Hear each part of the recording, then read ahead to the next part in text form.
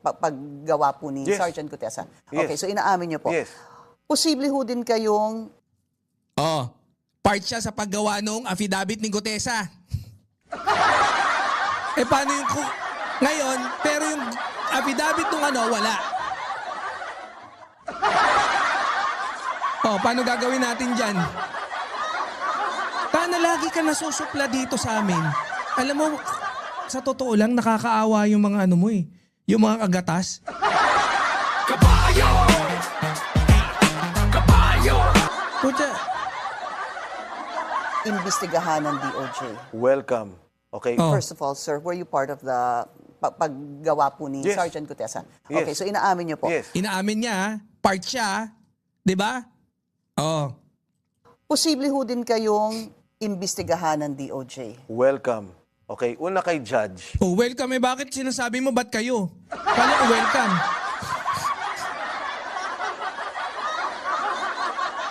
Kita mo? Bukele lagi rito sa atin si Kabayo eh. Oh. Season. You know, I respect the ruling of the court. Pero kahit naman sa Supreme Court, very clear na yan. You only notarize to make it a public document.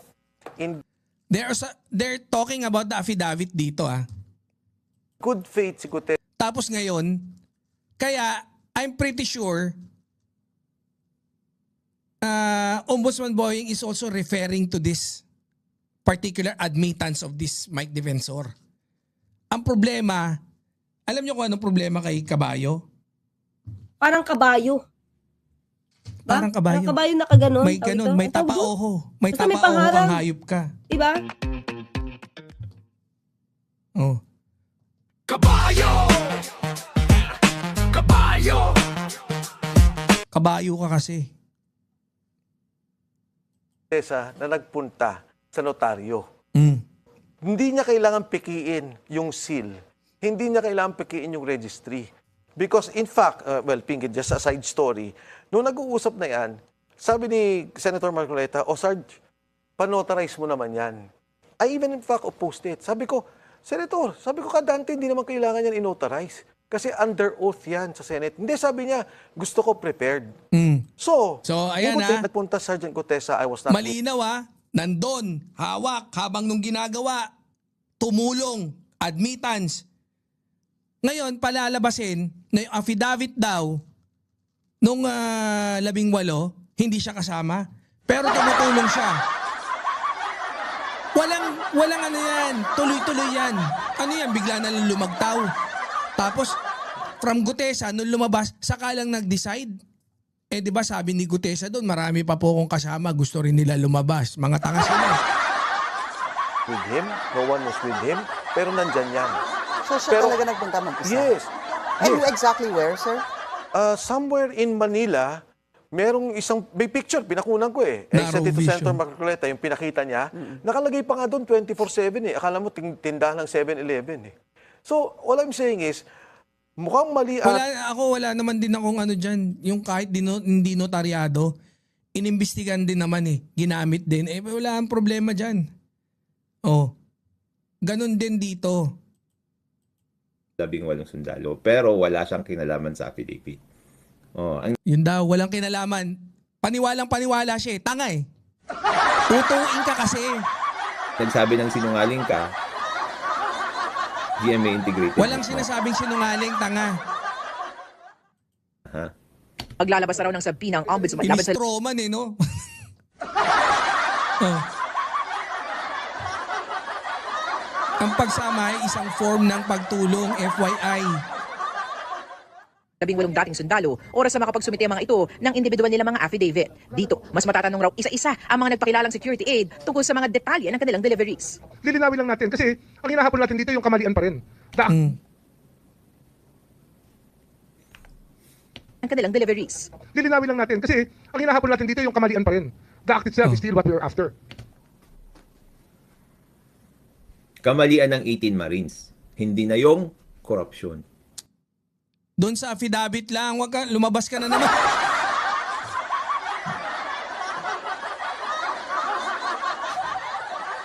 Talagang mali-mali yung mga Marines. Alam na namin yon. Kaya, yung affidavit yung basihan mo. Wag kang lumabas doon. Mali daw nung ito. Siyempre, gusto natin malaman talaga kung ano nangyari. Ayop na yan, Not no? to find fault on anybody, but to know. Ba't Somebody- yun? Kasi sabi mo lang na yung hinahanap nyo dyan, yung kamalian pa rin, tapos sasabihin mo not to find fault on anybody. can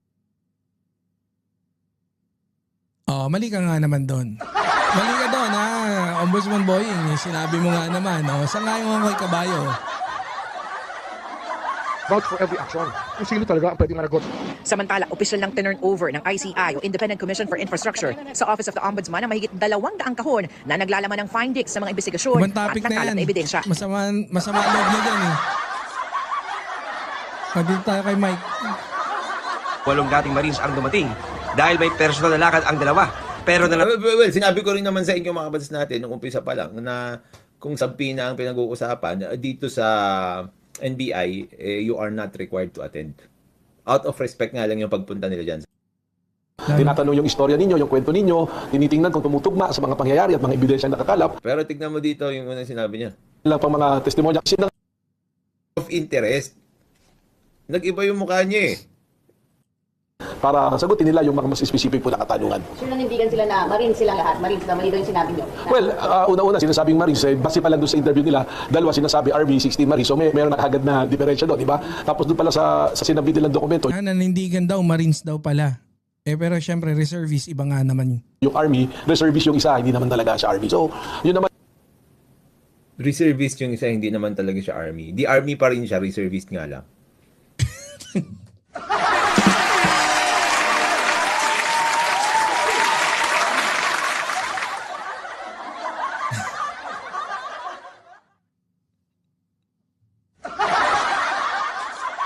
Putang ina.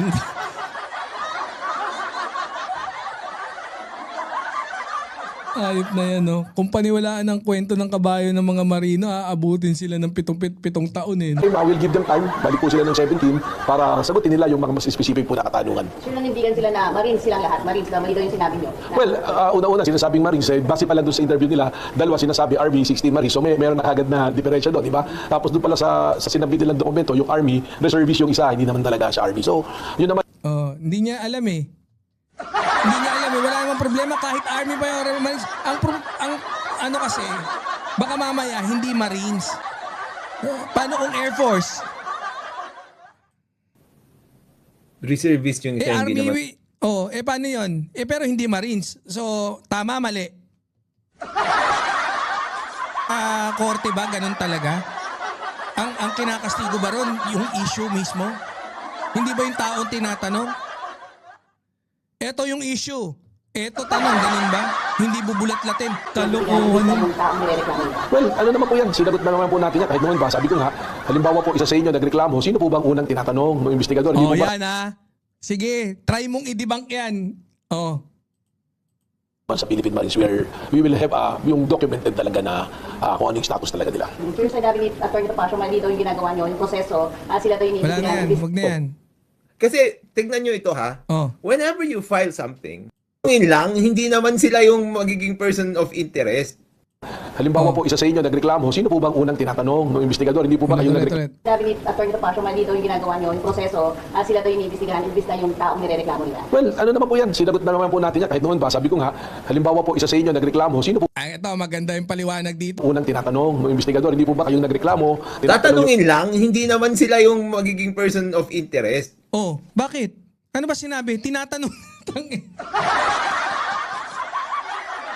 Tinatanong nga lang. Wala na ba sinabi? Ano bang ano mo? Grabe, no?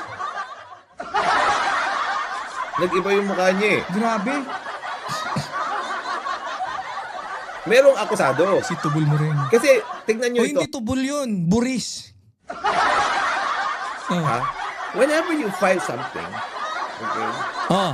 saan man yan, Oh. merong complainant tsaka merong respondent. Oh. Pakinggan nyo. So, dapat tratuhin na complainant itong mga complainants Oh, kasi sila correct. yung nag-complain eh. Correct. Oh. Ang nangyari baliktad. Ha?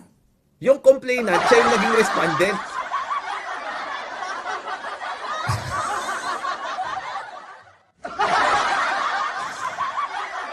Pupunta ako. Ito paliwanag ni Tanga mo, ang bobo mo talaga mag-example, ayop ka. Ito paliwanag ni Atty. Matibag. Director, ano sabi? Pag nagreklamo ka, ikaw naman talaga unang tatanungin eh. Tatanungin, sisiya sa atin kung ano yung reklamo mo eh. Yun yung ginagawa ngayon. Iniimbestigahan. Di ba? Obvious naman na mali yun. Oh, nagpa-imbestiga pa kung hindi mo aalamin yung parehong side. Correct. Di ba? Isipin mo na lang ako, pumunta ako sa prosecutor's office, Oh. magpapa-imbestiga ako. Oh, Gagawa ako ng complaint affidavit, tapos Oh. may irereklamo akong isang tao. oh. Pagpunta ko doon, binaliktad yung sitwasyon. Hindi binaliktad, tinanong ka muna, tatanungin ka! Tangina, galit mo ako eh. Tatanungin ka nga. Oh. You can beat 40 lawyers with one fact, but you cannot beat one idiot with 40 facts. Imbis na ako yung tratuhing complainant, ako Oh. yung trinatong respondent. Ako yung trinatong... Hindi, tatanungin ka muna, Brad. Ito yung complaint mo eh. Kutya, tatanungin ka, ano pangalan mo? Anong trabaho mo? Lawyer po ako. Totoo ba? Ilang beses ka nakapasa? Bago ka nakapasa, 2 po eh. Pero hindi ko pa alam, baka gumamit pa nga po ako ng suhol eh. Nirereklamo. Kasi di ba may nagre-reklamo at may nirereklamo. Wait lang, picture mo ba to? Matino ka dito eh. Sa personal, mukha kang kabayo ah. Sigurado ka ikaw to ah. Di ba? Reklamo. Yung 18 Marines ang nagre-reklamo dito. Pero, ang NBI, ang treatment sa kanila, sila yung inirereklamo. Hindi. Iba mga nagreklamo, hindi naman ano eh. Sinumon nga sila para imbestigan na eh. Hindi ko alam ha. Hindi ko rin kasi alam kung nag-file. Nung press conference kasi, hindi ko alam kung nag-file na sila ng kaso. Meron silang affidavit na pinirmahan. Ay, hindi pa nga nila pinipirmahan eh. Tapos ipinasa lang nila right after nung ano. And then nakarating pa nga yata sa NBI or kay Ombudsman yun, nang walang pirma. Oh. Grabing ngiti. Reklamo nila. Well, ano naman po yan, sinagot na naman po natin yan. Kahit noon pa, sabi ko nga, Tingnan mo yung ngiti niya, oh. Medyo alanganin na. Oh, tingnan halimbawa natin. po isa sa inyo nagreklamo, Nasaan? sino po bang unang tinatanong ng investigador? Hindi Hindi po naman ba nagbago yung mukha eh. Judgmental ka lang. yung nagreklamo, tinatanong yung istorya ninyo, yung kwento ninyo, tinitingnan kung tumutugma sa mga pangyayari at mga ebidensyang nakakalap. Pero tignan mo dito yung unang sinabi niya. Wala pang mga testimony. Asan? Asan nagbago pero mukha? yung sinasabi na hindi sila... Hinanap niya eh. Nagbago mo ka, eh hindi naman nagbabago. Tanga ka kasi. sila ay witness. Kasama yon sa tinitingnan natin, they can be a witness. But as of now, they're persons of Torny, he is intelligent. interest. They are persons of interest. In other words, respondents. Hindi, may sinabi dyan na ano, Tinitignan nyo pa rin kung iniimbestigahan sila ang lang, nagre-reklamo. posible sila. Ikaw rin lang ang Posible sila na sumusunog pwede sa maging sarili mo. person of interest. Isang pinaraw para lang sa background check. Bakit? Hindi ba yung pwede? Kagaya ng bintang nyo kay PBBM. Ano bintang nyo kay PBBM? Sabi ni PBBM mo, eto yung mga nangyayari. Mahiya naman kayo. Nag-imbestigahan. Oh, hindi. Kaya niya pinaimbestigahan yan. Kaya siya nag-conduct ng investigation para protektahan yung mga kasama niya para hindi na rin makarating hanggang kanya. Sabi nyo. Oh. Binaligtad nyo. From what he's saying, walang verification kung valid yung reklamo. Rektar, sampa agad. Joint pa. Mali daw yung sinabi mo. Well, una-una sinasabing Marines, base pa lang doon sa interview nila, dalawa sinasabi RB. First time sabi ni Atty. Topacio, mali daw yung ginagawa niyo, yung proseso, sila daw yung iniimbestigahan, imbis na yung taong nirereklamo nila. Well, ano naman po yan, sinagot na naman po Ikaw kasi, libayan, tatanga-tanga ka eh. Naniniwala ka kay Magalong, inuknukan ng bobo rin yung isang yun. Nagbabasa raw ng body language. Binasa ko yung body language niya eh.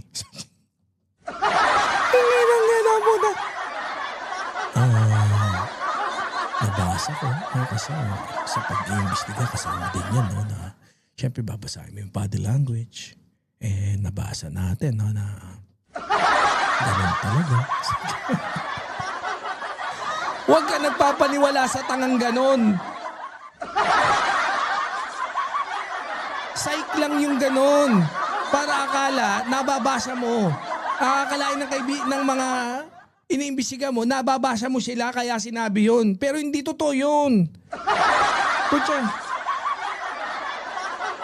Yan kasi, mag-psychology ka.